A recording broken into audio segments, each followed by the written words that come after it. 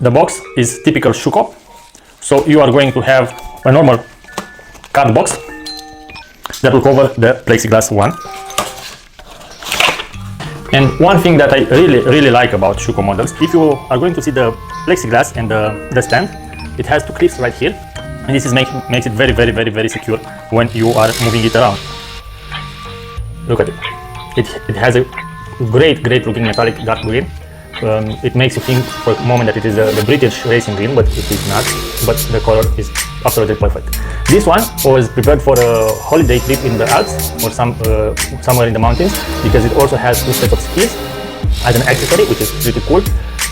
Between the skis you can see the grill from the engine, having in mind that the Porsches have the engines in the back.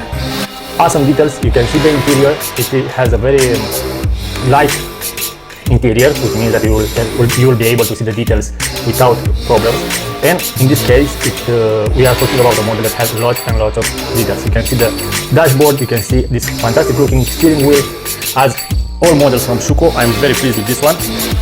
And from my perspective, this is one of the best models I have from Schuco.